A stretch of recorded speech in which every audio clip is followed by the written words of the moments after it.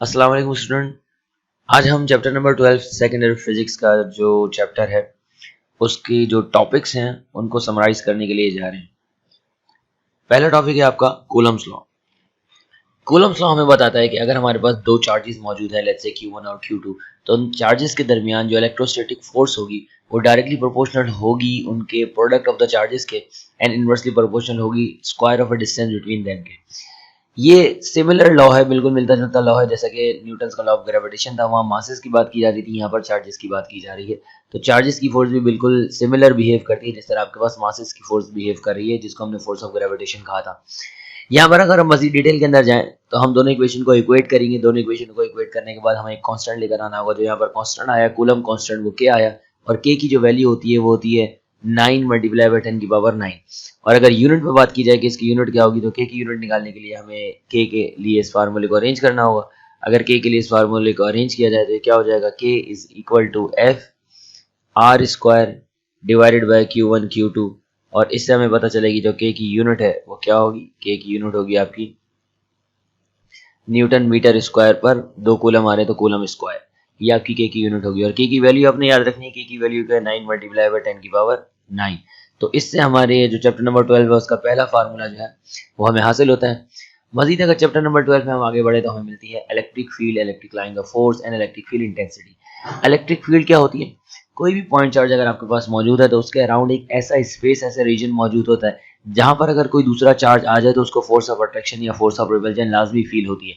जैसा कि आप जानते हैं अगर मेरे पास मैग्नेटिक फील्ड मौजूद है तो मैग्नेटिक फील्ड के अराउंड एक फील्ड होती है जहां पर अगर कोई दूसरा ऐसा मेटल आ जाए जिसको वो अट्रैक्ट कर सकता है तो उसको फोर्स ऑफ अट्रैक्शन फील होगी। सिमिलरली चार्जेस के साथ भी यही फिनोमेना है, लेकिन इस फिनोमेना के अंदर दो चीजें ऑब्जर्व करने वाली है। जिस तरह नॉर्थ और साउथ पोल के बारे में होता है कि नॉर्थ एंड साउथ पोल आपस में एक दूसरे को अट्रैक्ट करते हैं, लेकिन नॉर्थ एंड साउथ पोल आपस में एक दूसरे को रिपेल करेंगे। चार्जेस के लिए भी ये चीज कॉमन है कि positive charges always repel each other और नेगेटिव चार्जेस और the same charges always repel each other, जबकि जो अनलाइक चार्जेस होंगे हमेशा एक दूसरे को अट्रैक्ट करेंगे।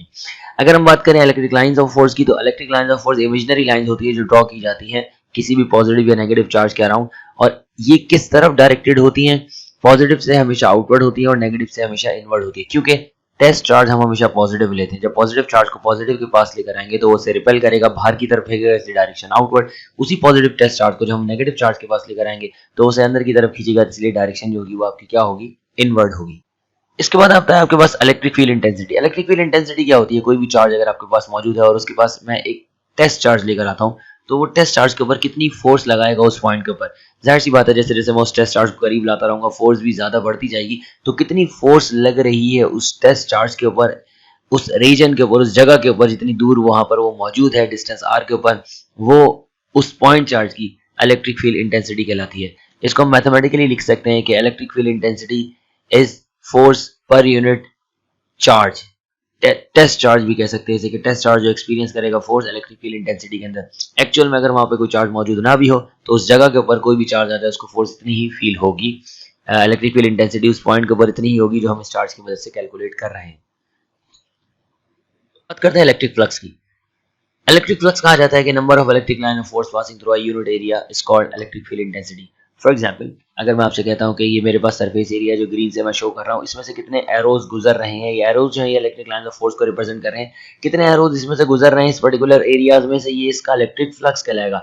जैसा कि आप देख सकते हैं जैसे मैंने एंगल को चेंज करना शुरू किया, इस सरफेस को मैंने नीचे की तरफ गिराना शुरू किया, तो जितनी लाइनें पहले गुजर रही थी उस सरफेस में से अब कम गुजर रही हैं। इसका मतलब ये हुआ कि एंगल के ऊपर डिपेंड करता है कि इलेक्ट्रिक लाइन ऑफ फोर्स कितनी गुजर रही है किसी एरिया से, ये डिपेंड करता है उसके एंगल के ऊपर। इसका जो फार्मूला है वो होता है number of electric field passing through a unit area, that's mean it is a dot product of electric field intensity and the area।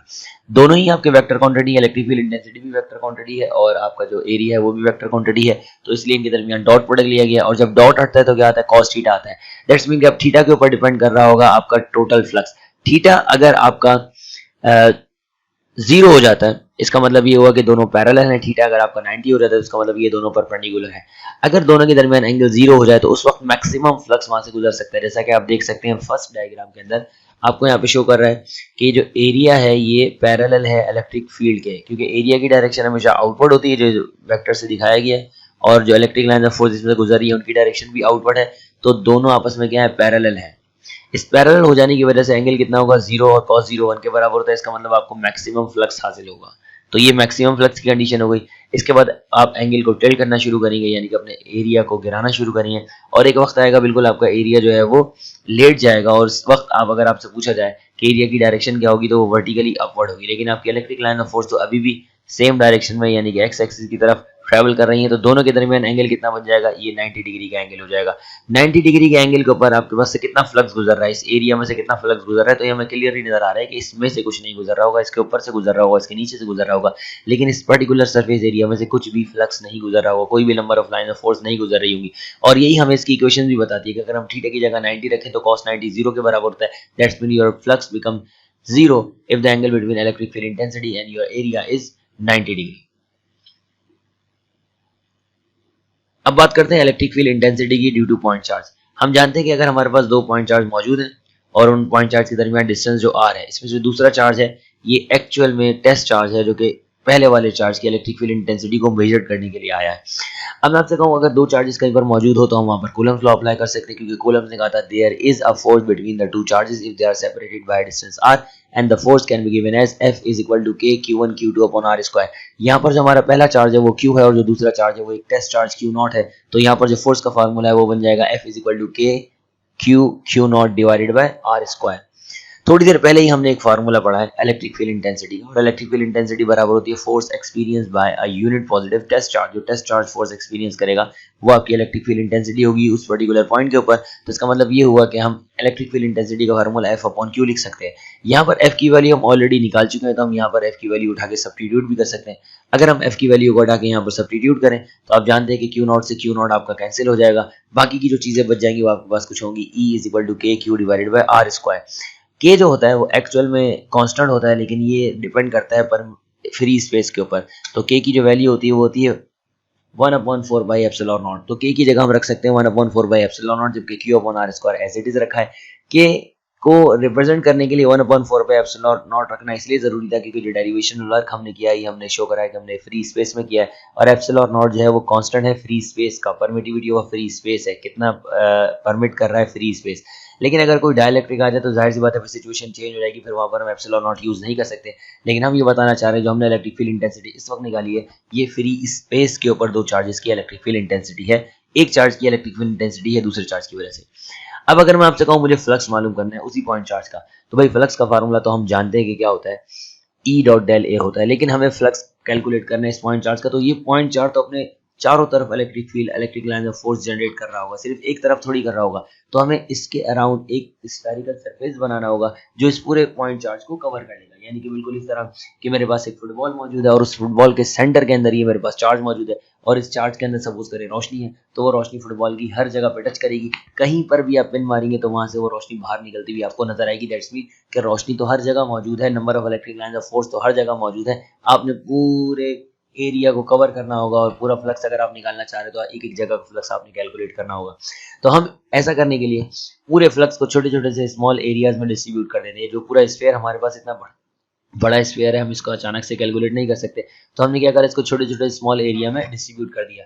एक जो एरिया हमने डिस्ट्रीब्यूट करा वो डेल ए के बराबर है। तो डेल ए जो छोटा सा स्मॉल एरिया है इसके अंदर जो डायरेक्शन की बात की जाए एरिया की वो हमेशा आउटवर्ड होती है, और number of electric line of force जब आप पिन मारेंगे तो रोशनी बाहर आएगी, तो वो जो रोशनी बाहर आएगी वो भी क्या होगी आउटवर्ड होगी। तो दोनों के दरमियान एंगल कितना होगा 0 डिग्री होगा। तो इसका मतलब ये हो गया कि अगर मैं आपसे कहूँ इस पर्टिकुलर एरिया का फ्लक्स कितना होगा तो वो होगा E डॉट डेल ए 1 अगर पहले वाली की बात कर रहा हूँ, और E dot del A cos theta आ जाएगा। जब डॉट हटता है तो कॉस थीटा आता है, थीटा जो है वो 0 डिग्री होगा और कॉस 0 1 के बराबर होता है। तो ये मेरे पास फ्लक्स आ जाएगा किसी भी एरिया का। अगर ये मेरा पहला एरिया है तो उसका फ्लक्स भी E डेल A1 होगा। अगर यहाँ पर कोई दूसरा एरिया है जिसका मैं फ्लक्स निकालना चाह रहा हूँ वो भी E डेल A2 हो जाएगा एंड सो ऑन। तो अगर मैं टोटल फ्लक्स की बात करूँ तो टोटल फ्लक्स मेरा बराबर होगा जितने भी छोटे छोटे से एरियाज जिनको आपने डिस्ट्रीब्यूट करा इन तमाम एरियाज का फ्लक्स आपने कैलकुलेट करना होगा। तो फ्लक्स बराबर होगा psi1 plus psi2 plus psi3 and so on till psi n। psi n मतलब n नंबर के अंदर हमने इसको डिस्ट्रीब्यूट किया छोटे छोटे स्मॉल सेगमेंट के अंदर। psi1 की बात की जाए psi1 किसके बराबर होगा, तो जैसे मैंने आपको बताया पहला area E dot del A1 के बराबर होगा, दूसरा area E dot del A2 के बराबर होगा, तीसरा area E dot del A3 के बराबर होगा and the last one will be equals to E dot del AN। E क्यों का नहीं चेंज हो रहा है, क्योंकि E जो है इलेक्ट्रिक फील्ड इंटेंसिटी और वो किसी भी जो हमने एरिया लिया वो इतना स्मॉल होता है कि वो ऑलमोस्ट यूनिफॉर्म होती है आइडेंटिकल होती है हर जगह, तो इसलिए हम उसको सेम रखेंगे, जबकि एरिया हर जगह अलग अलग है डायरेक्शन की वजह से, तो एरिया जो है हम उसको कहेंगे कि वो डेल A1 A2 A3 होगा। अब यहाँ पर ई हम सब जगह से कॉमन ले सकते हैं। अगर हम ई को कॉमन ले लेते तो अंदर क्या बचता है, del A1 plus del A2 plus del A3 and del AN। Actual में सारे एरियाज जमा हो रहे हैं, तो इसको हम मैथमेटिकली एक तरीके से और लिख सकते हैं कि E into sum of all the areas, ये छोटे छोटे से स्मॉल एरिया इन सबको जमा कर लो ये, और इलेक्ट्रिक फील्ड इंटेंसिटी से मल्टीप्लाई कर लो, तो ये पॉइंट चार्ज का फ्लक्स होगा। लेकिन अगर मैं आपसे एक बात कहूँ, ये छोटे छोटे से एरियाज जमा करने पर कौन सी डायग्राम बन रही है, तो आपको नजर आएगा ये छोटे छोटे से एरियाज एक स्फेयर के एरियाज थे, और जब हम इनको जमा करेंगे तो हमें एक स्फेयर का एरिया मिलेगा, और स्फेयर के एरिया का जो फार्मूला होता है वो बराबर होता है 4πr² के। तो इसका मतलब ये हो गया कि मेरे पास ये जो सम ऑफ एरिया है ये एक्चुअल में स्फेयर का एरिया, और इसकी जगह मैंने रख दिया 4πr²। लेकिन इलेक्ट्रिक फील्ड इंटेंसिटी तो हम अभी थोड़ी देर पहले ही निकाल चुके हैं कि इलेक्ट्रिक फील्ड इंटेंसिटी बराबर होती है 1/4πε0 Q divided by R square के। तो अगर मैं इलेक्ट्रिक फील्ड इंटेंसिटी की जगह ये वैल्यू पुट कर दूं 1/4πε0 Q divided by R square, जबकि 4πr² को एज इट इज रहने दूं, तो मुझे नजर आ रहा है कि 4 से 4 कैंसिल हो रहा है, पाई से पाई कैंसिल हो रहा है, आर स्क्वायर से आर स्क्वायर कैंसिल हो रहा है, और मेरे पास जो आंसर आ रहा है वो है electric flux is equal to Q divided by ε0।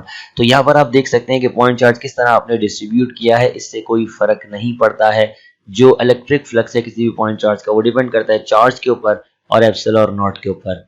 तो इससे हमें एक नया लॉ, जिसको हम गॉसेस लॉ कहते हैं, वो एक्सप्लेन करने में मदद मिलती है, जिसको हम इंशाल्लाह पार्ट 2 के अंदर डिस्कस करेंगे। पार्ट 2 आपका गॉसेस लॉ, उसकी एप्लीकेशन, कैपेसिटर और उसकी डेरिवेशन के ऊपर होगा पूरा डिटेल इंशाल्लाह।